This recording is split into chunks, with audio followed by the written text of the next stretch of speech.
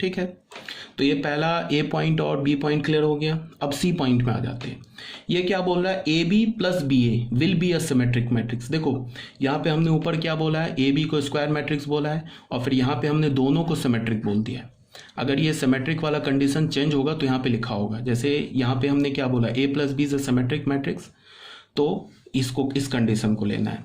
अब a minus B को मैंने बोला स्क्यू सिमेट्रिक मैट्रिक्स यहाँ पे, बट कंडीशन चेंज कर दी। यहाँ पे क्या बोला, a and b is a skew symmetric matrix. ठीक है, अब यहाँ पे हमने क्या बोला, A B plus B A will be a symmetric matrix, तो ये वाला कंडीशन लग जाएगा।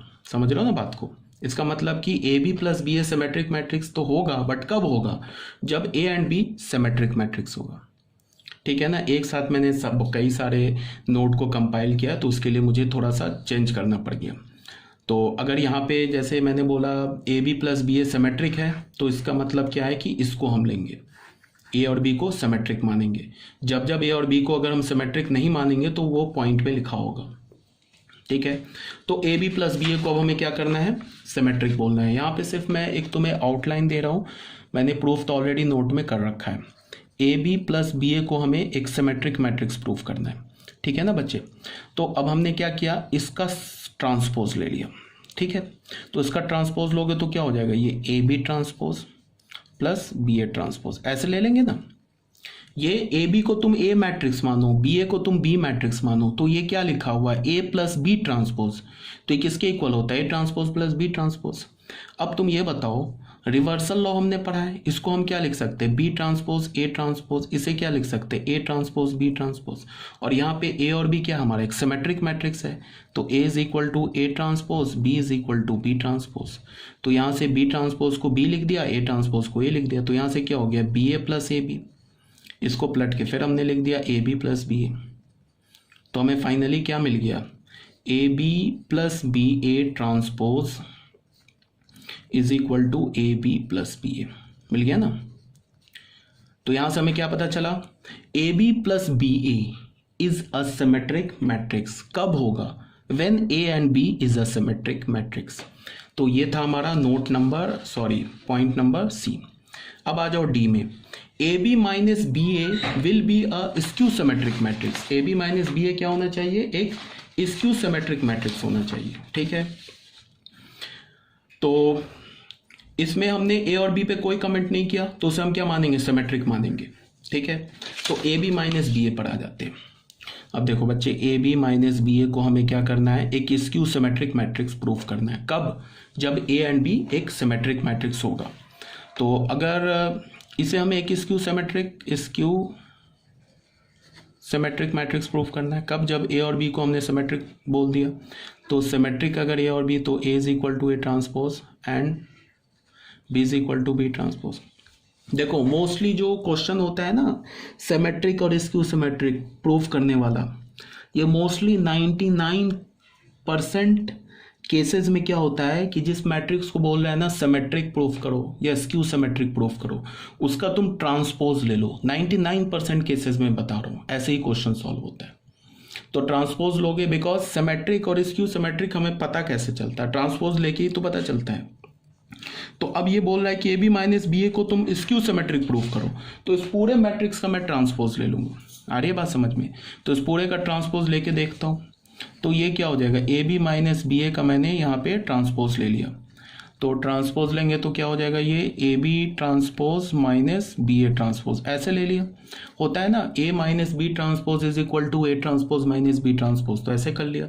अब फिर मैंने इस पर रिवर्सल लॉ यूज़ कर लिया। तो रिवर्सल लॉ के लिए क्या बोलेंगे इसको हम, B transpose A transpose minus A transpose B transpose, already बता रखा है।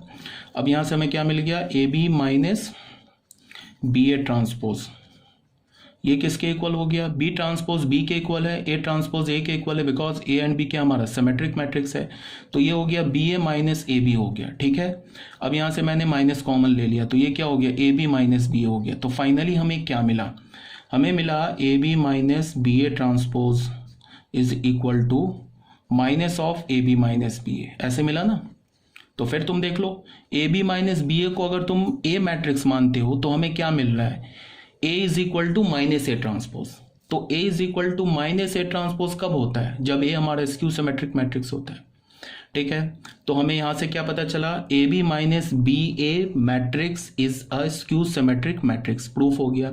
फिर मैंने अभी क्या बोला, मैंने 99% केसेस जो होंगे जिसमें हमें सिमेट्रिक या स्क्यू सिमेट्रिक मैट्रिक्स प्रूफ करना है, उसमें हमें क्या करना होगा, जिस मैट्रिक्स को हमें प्रूफ करना है उसका ट्रांसपोज ले लो, खुद से वो प्रूफ हो जाएगा। प्रूफ खुद से होने का मतलब कि तुम्हें खुद से तो करना होगा प्रूफ, बट वो अगर तुम ट्रांसपोज लोगे तो तुम्हें पता चल जाएगा कि मैट्रिक्स सिमेट्रिक है या स्क्यू सिमेट्रिक मैट्रिक्स है। तो हमारा डी पॉइंट भी क्लियर हो गया। अब आ जाते हैं ई पॉइंट पर। यहाँ पे क्या बोल रहा है, A B will be a symmetric matrix, of course यहाँ पे सिमेट्रिक मैट्रिक्स है if A and B commute.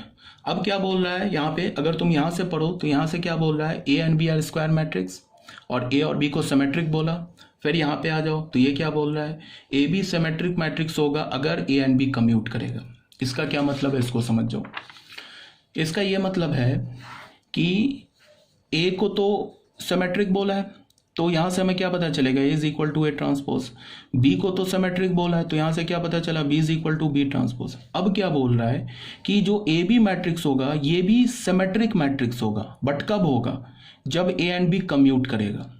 ठीक है, तो ए और बी कम्यूट करेगा ये तो गिवन है, तो A B is equal to B A.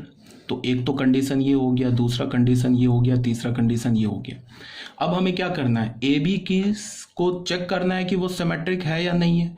तो हम क्या करेंगे, ए बी का ट्रांसपोज लेंगे। अभी बता रखा है मैंने कि किसी भी मैट्रिक्स का अगर तुम्हें सिमेट्रिक या स्क्यू सिमेट्रिक प्रूफ करना है या चेक करना है तो तुम क्या कर लो, उसका ट्रांसपोज ले लो। तो ए बी ट्रांसपोज ले लिया तो रिवर्सल लॉ से क्या हो जाएगा, ये बी ट्रांसपोज ए ट्रांसपोज। ये तीन तो गिवन है ना, यहाँ तक तो ये गिवन है।